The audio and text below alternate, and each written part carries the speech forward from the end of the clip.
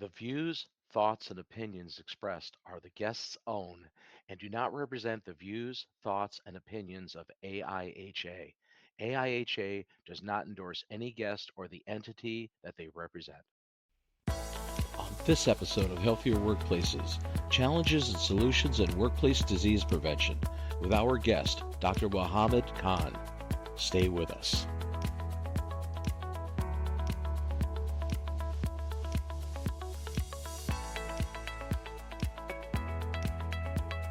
Introducing the AIHA Heat Stress app, your new go-to tool for managing heat-related hazards effectively. Using the Wet Bulb Globe Temperature Index, the app provides precise environmental metrics and even forecasts up to 5 days ahead. Not only do you get accurate WBGT readings, but you also get access to customizable settings for clothing, workload, and real-time protective measures, all at your fingertips. Whether you are working in construction, agriculture, or other high heat setting, this app is your new go-to for managing heat-related hazards. Download the AIHA Heat Stress mobile app and transform how you manage heat stress. Available now for iOS and Android platforms.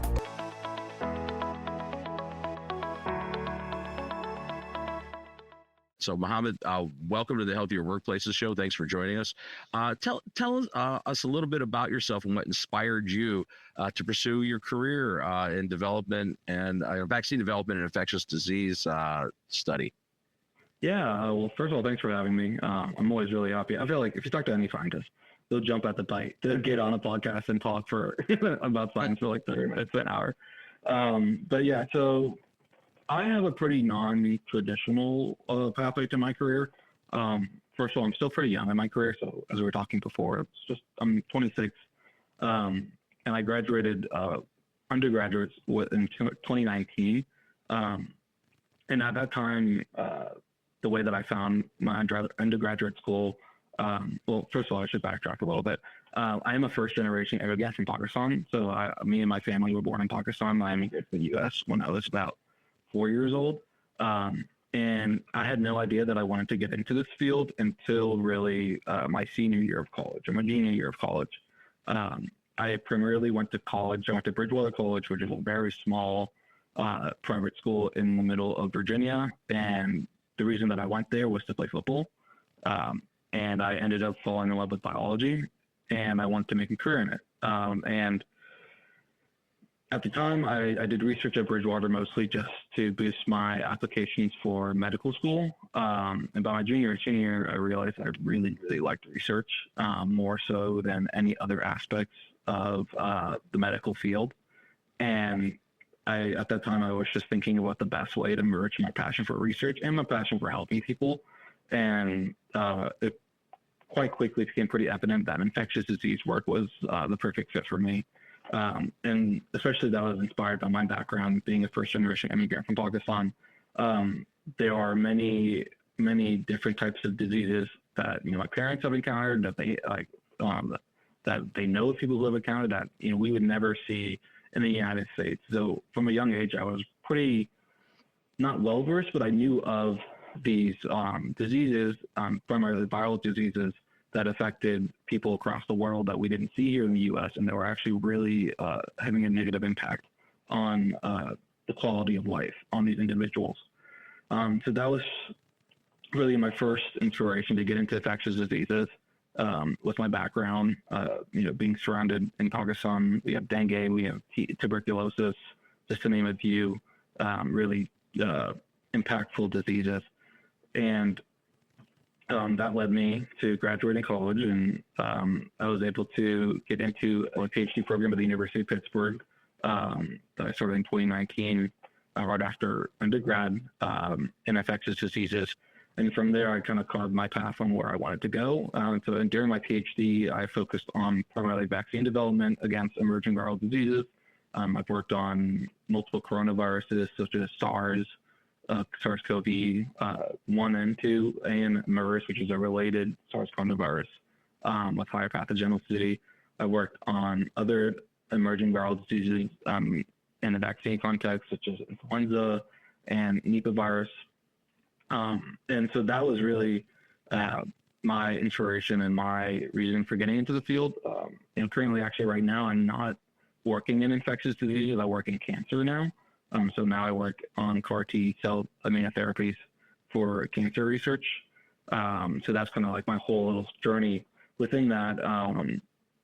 And infectious diseases is still something that I'm really passionate about, and hope to eventually get back and make a large impact in that field as well. And obviously, the 2019 timing on that was interesting to say the least. Yeah. So was there like a particular moment in your life, or a mentor that maybe influenced you, had significant impact in your career path? Taking this. Yeah, for sure. Especially, I feel in science, so much of success down the road can come from having a good mentor. And my first mentor that really had an impactful, a great impact on me professionally and personally was my mentor at Bridgewater College, my biology professor, Dr. Stephen Baring, who has been a biology teacher and microbiology teacher at Bridgewater for decades. And being a very small private school, Bridgewater does not have a large research focus or funds or really capabilities in general.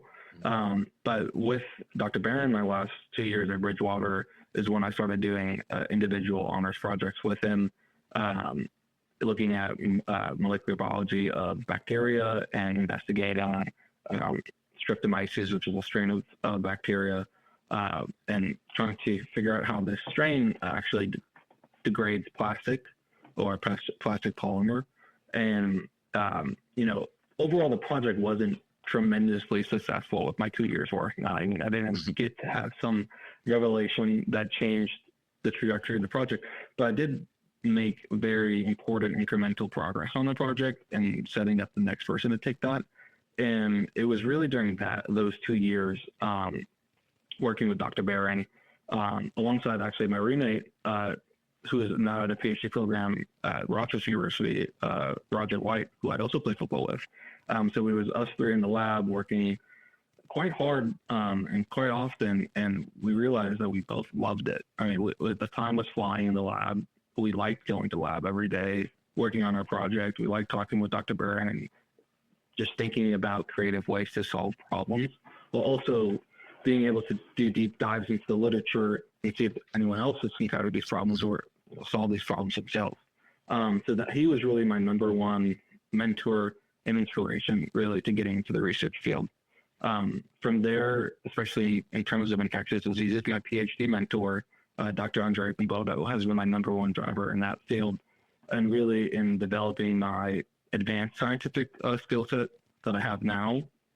Dr. Andre Pimbodo is a professor at the University of Pittsburgh in the School of Medicine who's been working on vaccines really since I've been alive.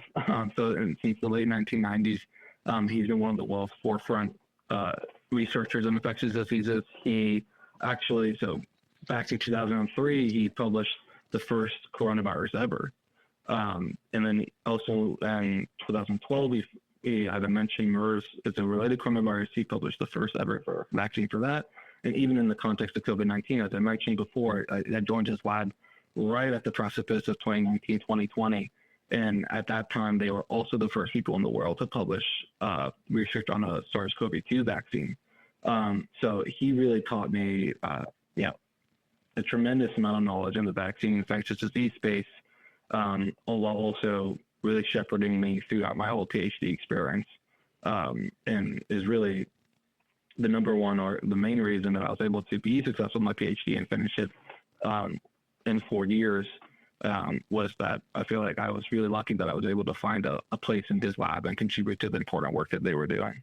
So can you tell us about some of the key projects you might be working on, or you're currently involved with that would be involved with protecting worker health and safety? Yeah. So within the last few years, and this is prior to me joining Galapagos, which is my current position, me and my advisor and his team, Dr. Andre Pimbodo from the University of Pittsburgh, were really driving the development of distributable, equitable, and cost-effective vaccines. At that time, I was focused on SARS-CoV-2, And what I mean by distributable and equitable, we were focusing on a vaccine platform that would be able to deliver a vaccine through the use of a microneedle patch. Essentially, a microneedle patch, the ones that we were using, were about this size, this big, and they have these tiny microneedles that you can stick on your arm like a Band-Aid, and it dissolves the active pharmaceutical ingredient or the vaccine and in a pain-free manner, and it can be self-applied. So you can get a vaccine without going to a doctor or without going to a hospital or having a care provider give you one. And especially one really key factor about microneedle patch vaccines is that they're temperature stable. So you do not need an extreme cold chain to keep them viable, which once again can be tremendously advantageous, not only in a pandemic situation, but even in a yearly immunization routine. You could assume, and there have been some studies that have shown that microneedle vaccines can induce higher uptake just because they're generally pain-free. And if you're using a different platform, such as the protein platform versus some of the mRNA technology that are available, can also be can induce less side effects as well. So in a worker context, I think these have the manner to be really impactful on a global scale. So especially within this calendar year, one of the bigger focuses or emerging diseases in a worker context has been avian influenza. Avian influenza has always been around, but primarily is not spread very well people to people, the person-to-person transmission. But when it is contracted by a person from an animal reservoir, it can be highly pathogenic and deadly. And always the biggest concern with avian influenza is that if they were able to achieve the ability to have effective person-to-person transmission, it would be a really catastrophic and most likely pandemic-inducing disease. And so within this year, and every time that there's an avian influenza outbreak, the focus is initially on those who work on poultry farms, on farms, or who are in general coming in contact with swine, chickens, or any, livestock really that are susceptible to the disease. So it's also important to keep in mind for influenza and many diseases that we're seeing with COVID-19 that they change very quickly. And you can have different variants that come up, different strains that come up that you may not be expecting, or you may not have a vaccine stockpile available for. So a microneedle technology platform, one is that you could produce it most likely very quickly with a compatible vaccine platform, such as protein vaccines, that it could be upscaled and created very quickly. And two is that the distribution would be very easy. The distribution you could send to sites afflicted and get these vaccines to people as quick as possible without the need to organize max vaccination centers, but what we saw on COVID-19. So the ability to be self-applied and directly shipped to an individual, to a worker, especially in the context of global avian influenza, which can be really, really harmful for those if you get it, could be really, really advantageous for worker safety. Yeah, that technology seems like it's definitely a step forward. Because, like you mentioned during the SARS pandemic, that was problematic in the early stages of the vaccine. Very few places could actually hold the vaccine, and like you said, you had to have centers, and you have to get the people to the vaccine center, and that's problematic. Yeah, I think the COVID-19 pandemic we learned a lot from it in a public health perspective, especially when it comes to vaccination campaigns.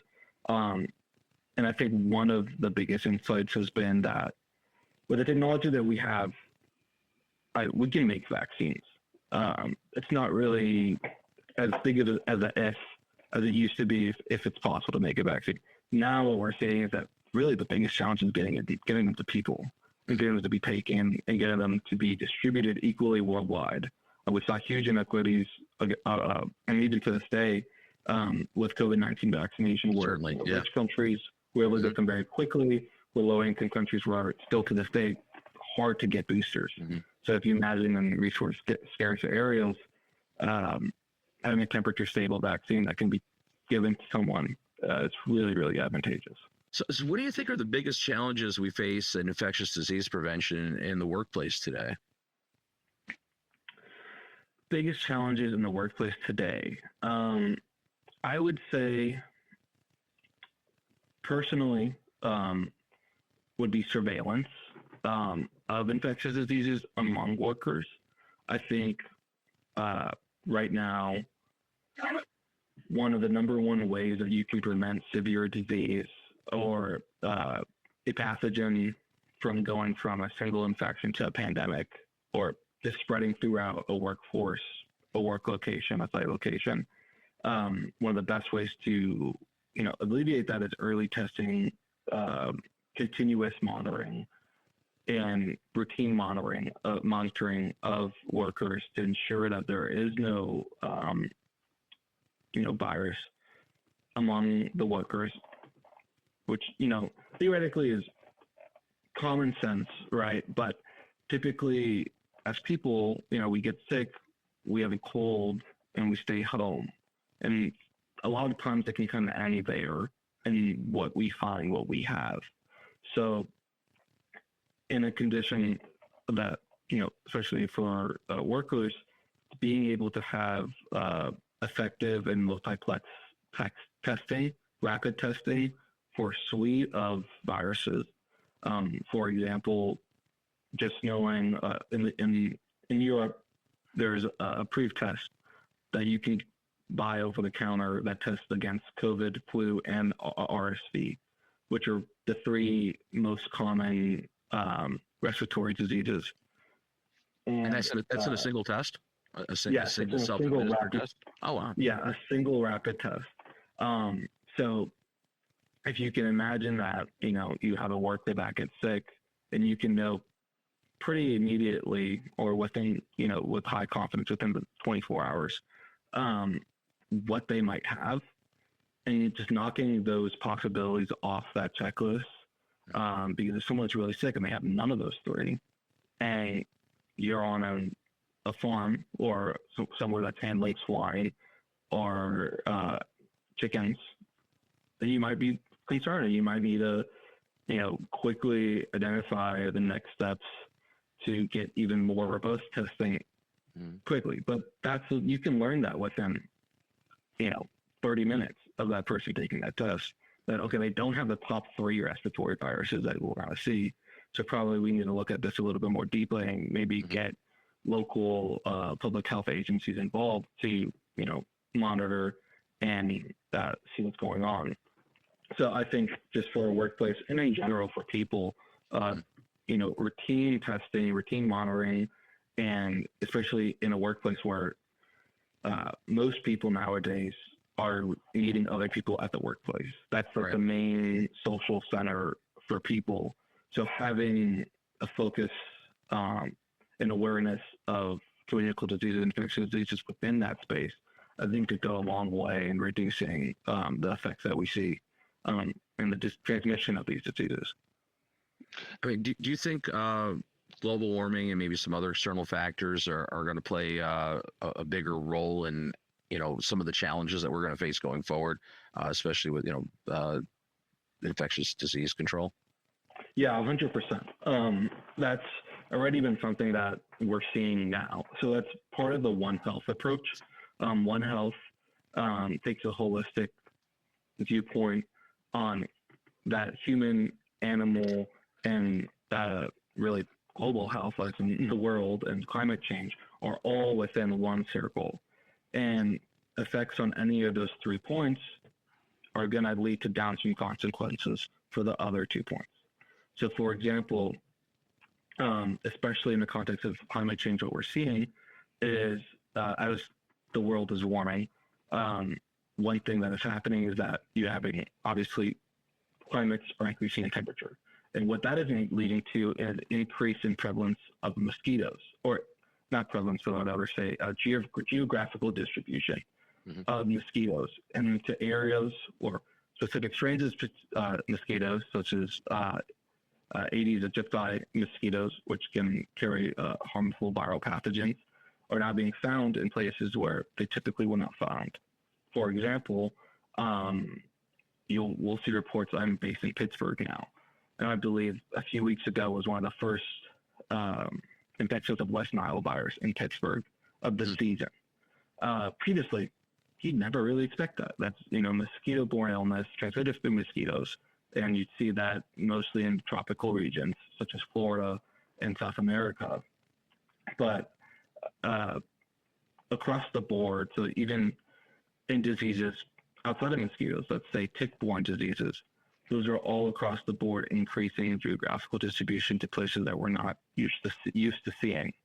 And I think especially with the focus on mosquito-borne diseases, that's really the biggest point of concern in that infectious disease viewpoint on the impacts of global climate change, because we have quite a few mosquito transmitted diseases of which we don't really have effective vaccine for that can be used, on a widespread pandemic level. For example, Zika virus and dengue virus. And those two have already been showing over the last decade to be increasing in a really concerning rate in amount of cases and where these cases are being found. And ultimately, it's linked to more people being sick and more people, dying. So, I think really the One Health approach and looking at the fact that human health does not exist in a vacuum. It is directly impacted by animal health and the state of the world and global climate change is a really, really key point. And I think about that a lot in terms of the workplace for those who are working in the farming industry, especially in the areas such as Southern California and Texas and then the general South, where really these mosquitoes are blooming essentially over the last few years. That one of the focus is as general public and public health is going to be educating the public and focusing the public on mosquito transmitted diseases, because even for me, before I got to graduate school, that was never something that was on my mind.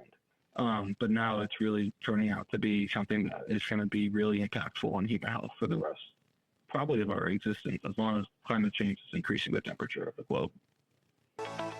We'll be back after this.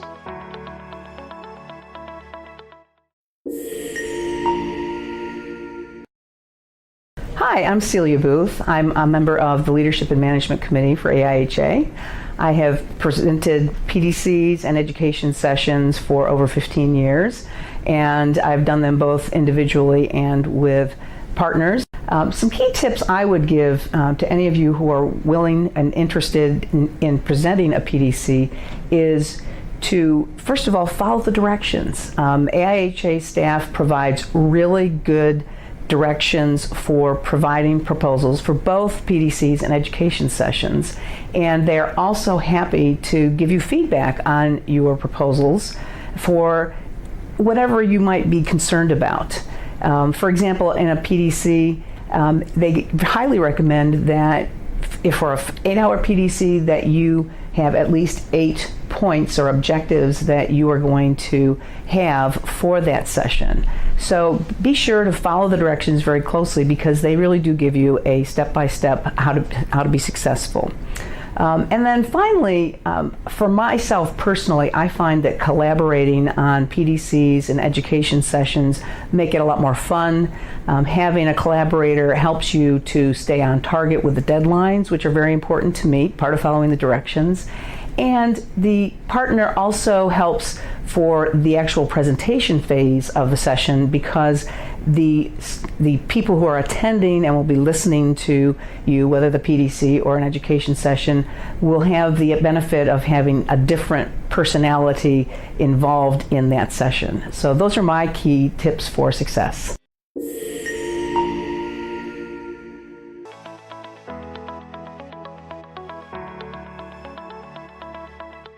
for me, One Health is the premise that human health does not exist in a vacuum, and that previously, as researchers, as public health individuals, we might have only been focused on the diseases that afflict humans and harm humans, and how can we treat those diseases once they are in humans.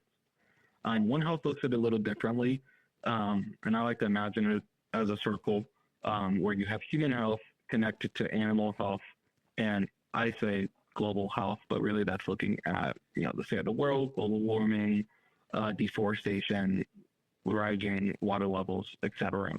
And that human health never exists in a vacuum, but is directly impacted by those other 2 points, such as global warming and animal health.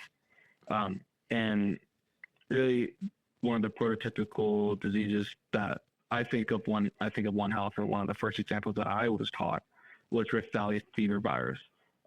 Rift Valley fever virus is a disease, a virus that's found in Africa, sub-Saharan Africa, and it's primarily transmitted by mosquitoes to livestock.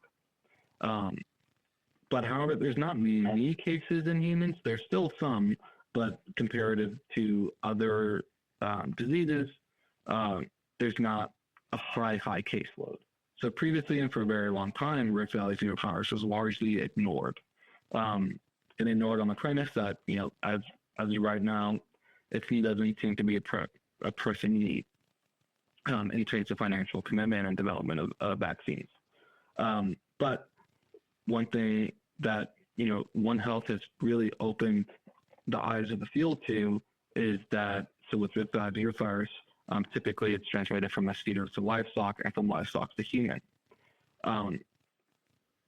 But really, even though that there's not many human cases, the severe disease manifestation of Rift Valley fever virus, which primarily livestock, is causes abortive pregnancies, death, ocular disease, eye disease, which are all seen in the human cases as well, just not to the same number, has really illuminated that,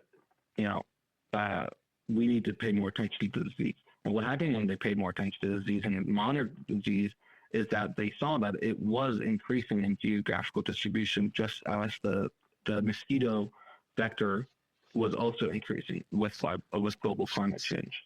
So for me, that's one of the prototypical number one examples of the One Health approach, because nowadays you'll find Rift Valley fever virus is a priority pathogen from the WHO, meaning that it is a pathogen that is, essentially expected or thought of to having it's going to at some point have a huge impact on human health.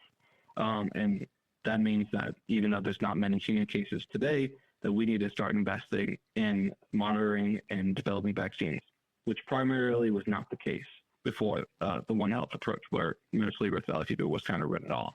So how can a data-driven approach help us predict and mitigate infectious disease in the workplace? Yeah, I would say going back to surveillance. I think surveillance and testing is the number one, kind of impact that you see from data-driven approaches. So specifically, one of the biggest things that we need to find out as scientists when there is a disease spreading, let's use COVID-19 for example, is actually the sequence of the DNA sequence of that pathogen, that virus. Specifically, and not looking at a historical sequence what was found, 10 years ago that, this is the same, that's also outbreaking now. But, that this new outbreak is going to be most likely, especially if it's, something that's related to coronavirus, going to be really different than what we've seen before. So the data-driven approach, one of the biggest, I think, examples of successful public health from the COVID-19 pandemic is that we found out that we're really good at real-time monitoring of diseases in terms of testing, and also collection of samples and running samples to get the DNA sequences and get these high-quality sequences from these viruses, from these infected patients, essentially. And then using that, which is, not an easy task because you're zooming out, right? At the time of the COVID-19 pandemic, how many infections were happening on a monthly basis? You're talking about millions. So how do you take those millions of sequences and in a time-effective way crunch that down to tell you, okay, what's the most prevalent one? What's the number one concern? What are most people getting? But also too, looking at that featuring and looking at, okay, which are maybe not completely dominant right now, but looking at the sequence, they have hallmarks that you can kind of look at and put clues together that, oh, maybe this difference will make it a little bit more immune evasive, for example, and COVID and SARS-CoV-2, like the Omicron variant that we all heard so much about. Mm-hmm.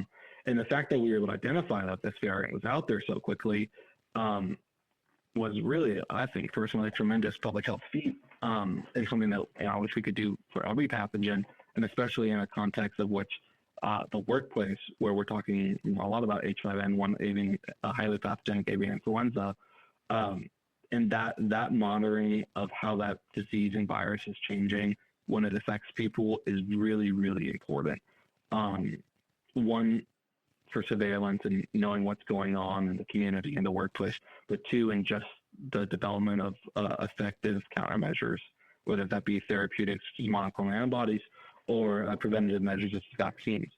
So looking at data-driven approaches that are able to accumulate large amounts of samples, large amounts of data, and break it down and kind of tease out the most important parts is really the number one impact that we've seen, and I think we're going to continue to see as we get better and better with computing and AI, is being able to predict a little bit more what might happen and also respond faster as it's happening.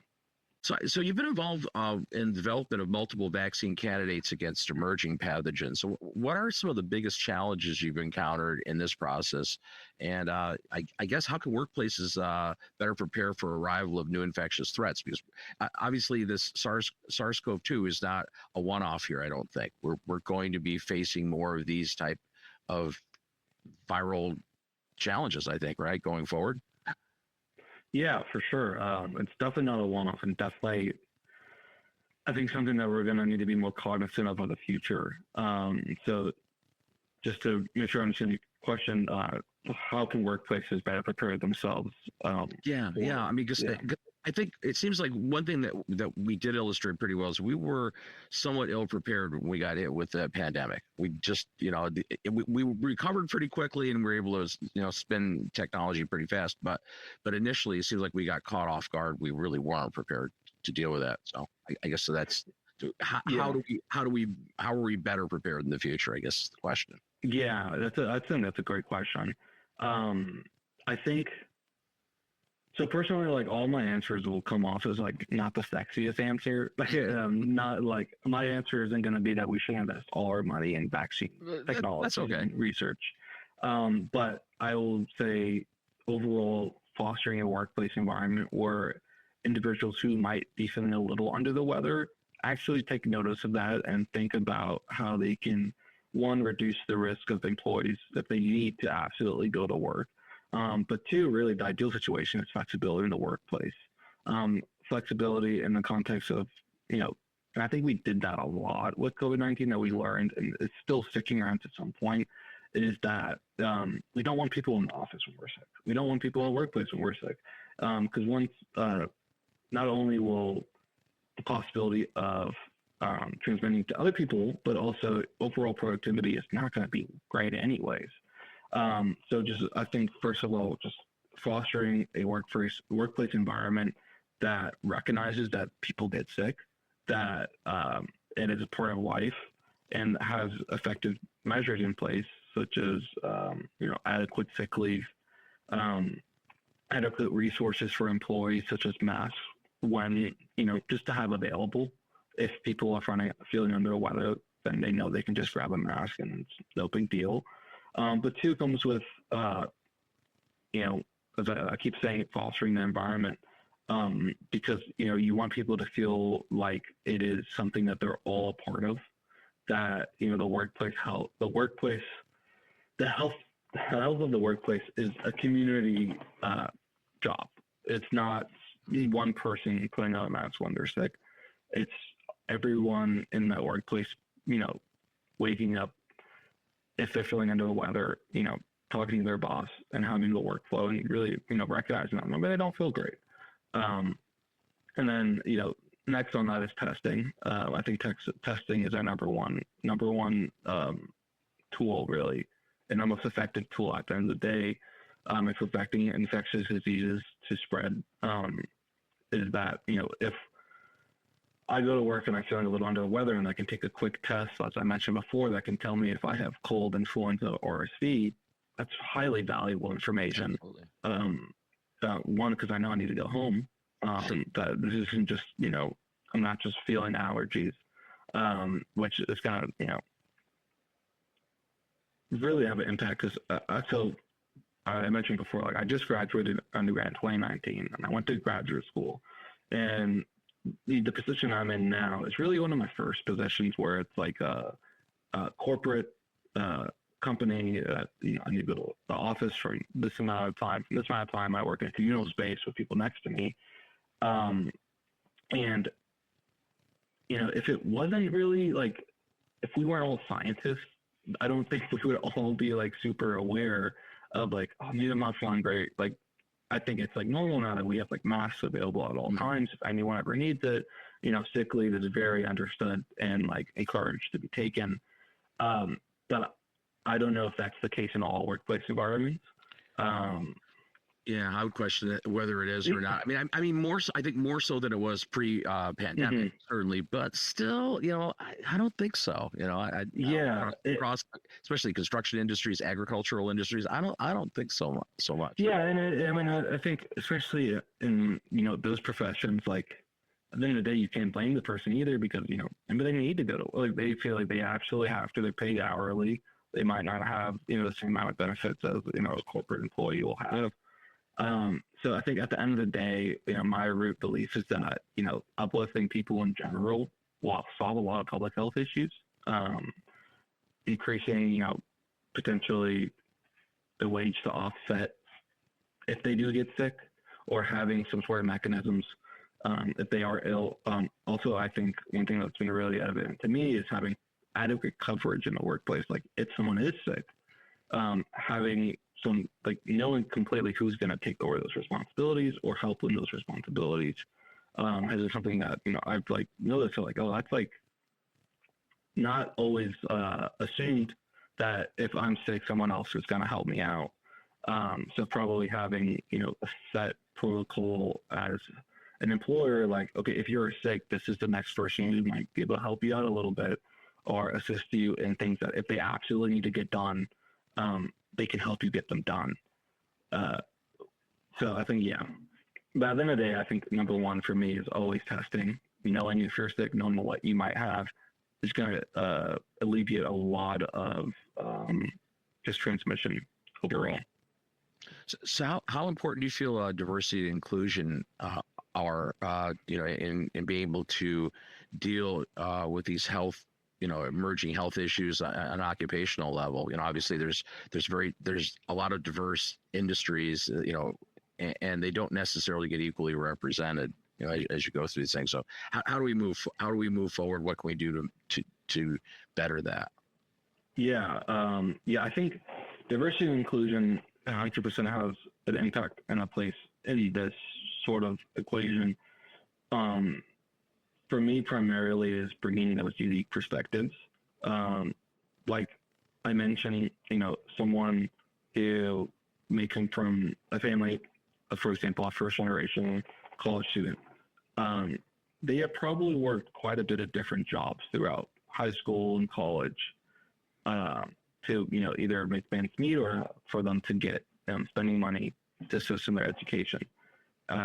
And I think nowadays we can deselect these people, for example, in academia, to get into a graduate school program. Most admissions decision makers are mostly just focused on what's on your transcript and what you've done in a college space. But it kind of puts those people at a disadvantage who may have had to done some extra work on the side. So, all they'll see is that, they didn't do as many extracurriculars as person Y. Right. So maybe, they just weren't as committed to whatever they wanted to pursue. But actually, if you peel that curtain back a little bit, you might see that they were even more committed because while doing whatever they were possibly doing for extracurriculars, they were also working 1 to 2 different jobs. And so just getting those diverse perspectives into decision-making roles, I think has a really big impact on really just overall what you bring to the table in those discussions, where like people may not always be aware that, you know, it's really easy to say that if you're sick, stay home. But for most people, and the state of, you know, the world that is today, it's not that easy. Sure. Yeah. I mean, many people don't have, they don't get paid if they don't work, you know. I mean, in this country, there's no mandatory sick leave in this country either. So, yeah, you know, a good portion of the workforce doesn't get paid sick leave. Yeah. And, you know, even if they do, they might have kids. And because this kid gets sick, they might need to take that sick leave anyways for those kids. So when they're sick, they're like, oh, I got to tough it out.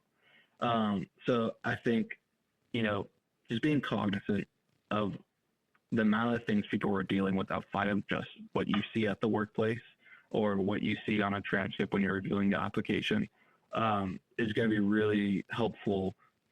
So when we get to these conversations, we're really getting the full picture of it, and we're getting all the perspectives from all different types of people. And that way, I think, is where we make the best public health decisions.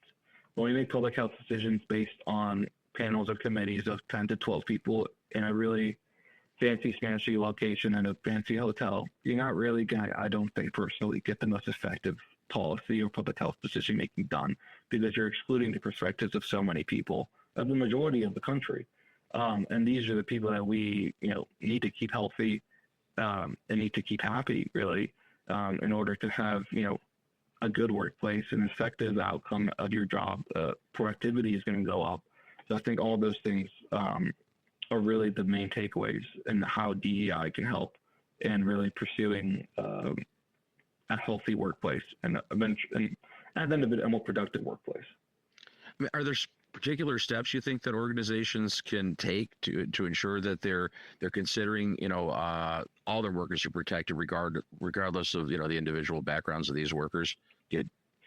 Yeah, I think so one thing that I've become super important in the same position is that I might not always have a direct line to whoever is making a decision that's going to impact me. It might just be my manager, my direct line manager. And, you know, you'd love to say that those direct line managers have that whole picture, but they also have, you know, quite a bit of, you know, responsibilities on their own table that they're not always getting the full picture of the individual working underneath of them. So I think overall, for workplaces, whenever making decisions, first and foremost of public health relation, but overall just any decisions that impact the company or all the individuals in the workplace, you need to talk to everyone at every level, because you're going to miss things when you're just looking for specific things to be communicated up to you. You're not going to get the full picture. So really bringing in all levels of an organization into decision-making meetings or even just input meetings, getting their opinions on how the situation is currently and how the situation might change with proposed changes, I think is the first and foremost method. And once again, I feel like that's an obvious thing to say, but not always done everywhere. Fascinating conversation. Mohammed, thank you so very much for joining us on this episode of Healthier Workplaces. And it's really, really interesting work you're involved with and certainly very impactful to all of our futures. Well, thank you so much for having me. This was really enjoyable to come and talk about these topics, especially in the context of, you know, the workplace. You know, most people, that's one of the places they spend the most amount of time in. So being able to throw out ideas and how to make the workplace the most effective for everybody was really fun. I had a great time. Great. Thanks. So that's our show for this week. Until next time, I'm Bob Krell. Stay healthy.